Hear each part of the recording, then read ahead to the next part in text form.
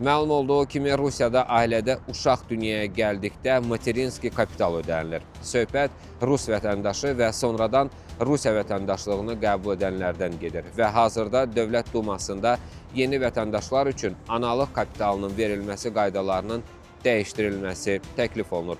Müvafiq qanun layihəsi rəy alınması üçün artıq hökumətə də təqdim edilibdir. Dövlət Dumasının Müvafiq Komitəsinin rəhbərliyinin bildirdiyinə görə təşəbbüs analıq kapitalı hüququnun yalnız Rusiya vətəndaşlığı əldə edildikdən 5 il sonra verilməsini nəzərdə tutur. Qeyd olunur ki, bu addım sosial təminatdan sui-istifadə hallarının qarşısını almağa yönəlibdir və belə halların əsasən əvvəllər əmək miqrantı olmuş yeni vətəndaşlar arasında müşahidə edildiyi vurğulanır.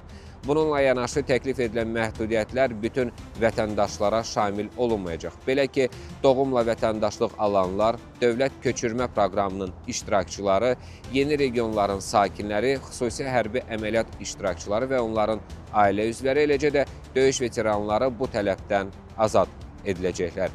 Maraqlı məqam odur ki, qanun layihəsinin izahat hissəsində bildirilir ki, Rusiya vətəndaşlığını ən çox yaxın xarici ölkələrdən gələn şəxslər alır.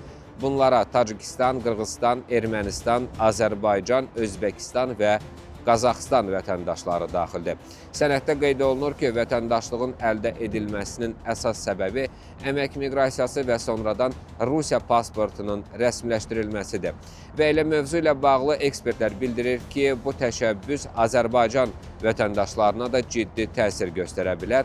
Xüsusilə Rusiyaya işləmək üçün gedən və sonradan vətəndaşlıq alan Azərbaycanlılar bu dəyişikliklərdən birbaşa təsirlənəcəklər. Qanun qəbul olunarsa, onlar analıq kapitalından dərhal yararlana bilməyəcək və bu hüququ əldə etmək üçün ən azı 5 il gözləməli olacaqlar. Ekspertlərin isə fikrincə bu vəziyyət uzun müddətli olaraq Rusiyada yaşamaq və vətəndaşlıq almaq istəyən ailələr üçün sosial ödənişlərə çıxışı məhdudlaşdıra bilər. Eyni zamanda bu cür dəyişikliklər bəzi şəxslərin vətəndaşlıq alma qərarına və ya bu prosesin nə vaxt həyata keçirmələrinə də təsir göstərə bilər.